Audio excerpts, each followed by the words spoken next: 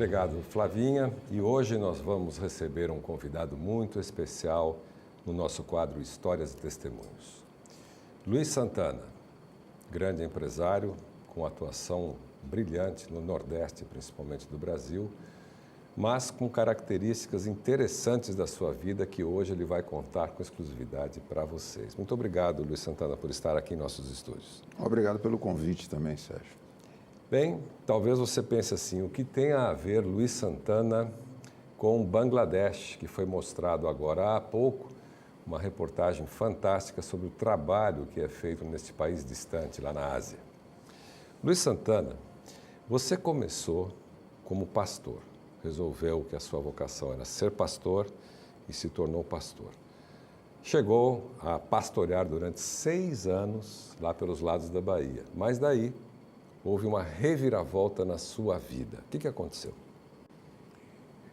Meu pai, eles tinham, durante um tempo longo, uma doença que nós levamos ele no Hospital Silvestre e foi diagnosticado que ele teria mais 6 meses de vida. E a família apelou porque o único dos filhos que ele confiaria entregar à empresa era a mim. E eu fiquei pensando que eu poderia tocar a empresa e exercer o meu pastorado dentro da empresa e também fora nas igrejas, visitando as igrejas, pregando as igrejas, fazendo semanas de oração. E essa foi a decisão que eu tomei depois de consultar um grande amigo meu, José Viana. Ele disse: Luiz, vai por esse caminho aí que você pode ajudar muito mais a igreja do que como pastor. Mas com o tempo você teve que deixar de ser pastor e se tornou um grande empresário com várias empresas, inclusive, que você administrou ao longo da sua vida. Agora, foi difícil você fazer essa mudança? É muito difícil porque quando você sente o chamado de Deus, você tem um drama de consciência muito forte. E isso me levou a um sofrimento muito grande. Mas eu me engajei no trabalho de construção de igrejas, escolas, ajudar pastores nos seus problemas. Me tornei também conselheiro muitas vezes, de pastores, participando das mesas das associações e, às vezes, como empresário, eu podia resolver problemas financeiros que a associação não podia. Então, isso me deu uma certa tranquilidade e eu pude me dedicar durante quase 30 anos a esse trabalho. Mas aí nasce o Landerson. O Landerson foi mostrado na reportagem que vocês viram lá de Bangladesh.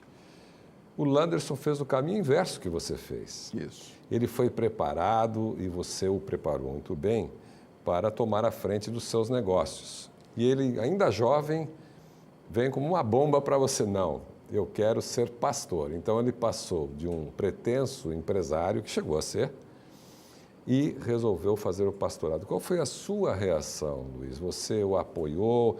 Você ficou perplexo? Você pediu para ele dar um tempo?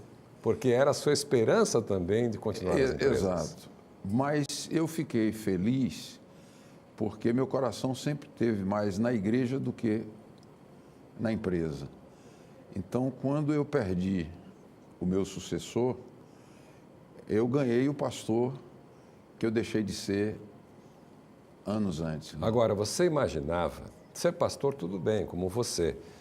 Você estava ali na Bahia, como pastor perto da sua família. Ele começou assim também, pastoreando no Nordeste, chegou aí para o Amazonas, mas quando ele veio com a notícia: pai, vou ser missionário em Bangladesh, um país, telespectador, que tem carência de tudo e ainda sujeito a problemas de segurança, problemas de epidemias, problemas de terremotos, como recentemente aconteceram naquela região, você não se apavorou? Olha, um grande amigo meu, pastor, me permita não citar o nome, ele me disse: se fosse meu filho, eu não deixava ir, não. E por que você deixou ele ir? Porque ele disse que era o chamado de Deus. E eu estive em Bangladesh. Eu vi que realmente Deus chamou ele para ali. Porque a própria igreja era a ADRA era meio dissociada da igreja. Ele chegou, ele juntou, porque Landerson, acima de ser alguém da ADRA, ele é um pastor. Então, ele hoje, muitas vezes, eu vejo recolhendo de amigos importâncias que ele não usa na ADRA.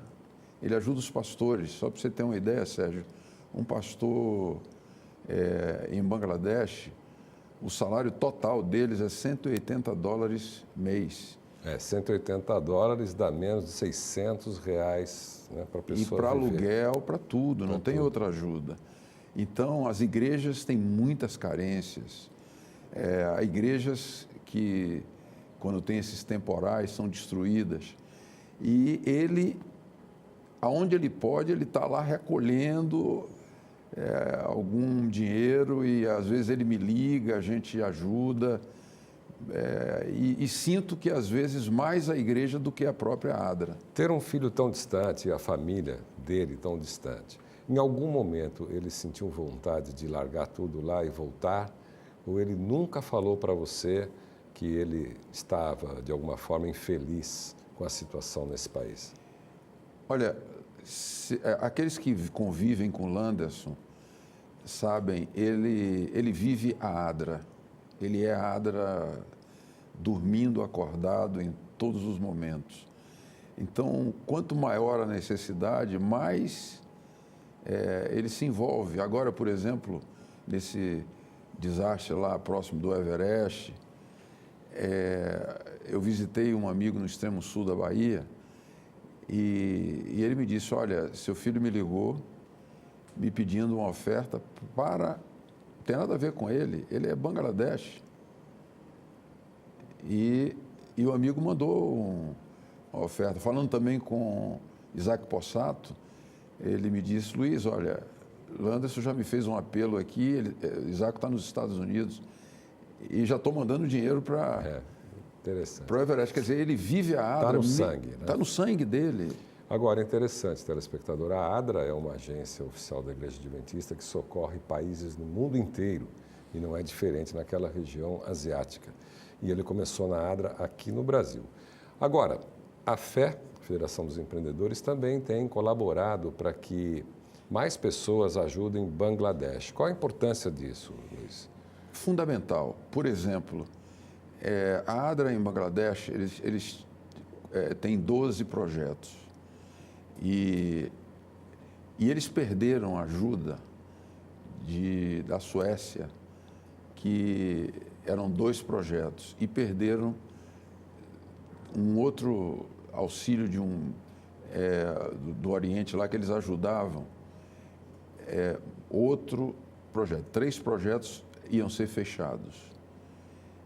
E eles foram assumidos por empresários brasileiros. Ou seja, o Brasil, apesar de não ser um país potência de primeiro mundo, ter todas as condições, temos necessidades aqui, mas sem dúvida alguma, a nossa igreja tem uma vocação para ajudar aonde for necessário, as pessoas que forem necessárias ao redor do mundo. Eu acho que é esse o espírito que seu filho tem, não é?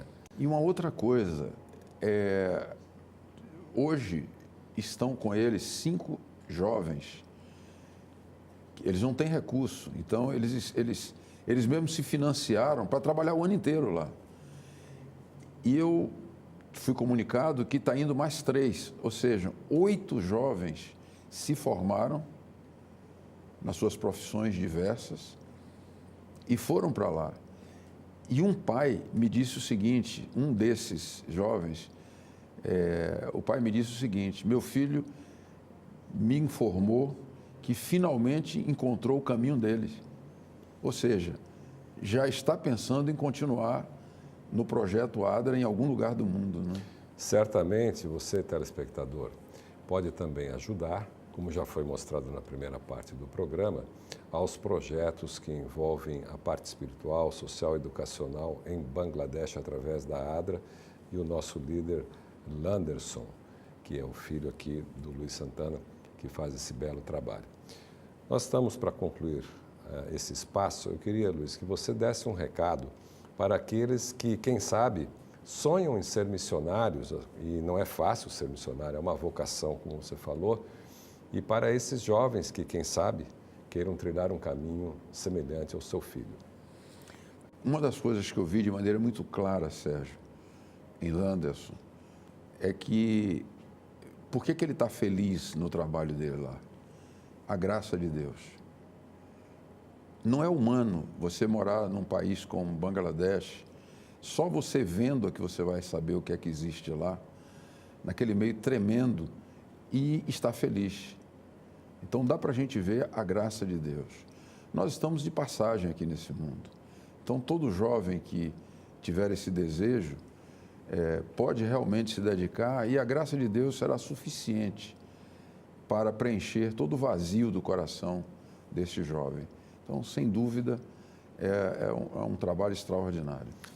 Luiz, chegou o final do nosso tempo. Eu queria agradecer a você, um abraço ao Landerson, que eu espero que ele veja a gravação desse programa e que, de longe, lhe mande um abraço no seu peito, no seu coração, pelo incentivo que você deu ao seu filho. Não se tornou empresário, mas a igreja ganhou um grande pastor.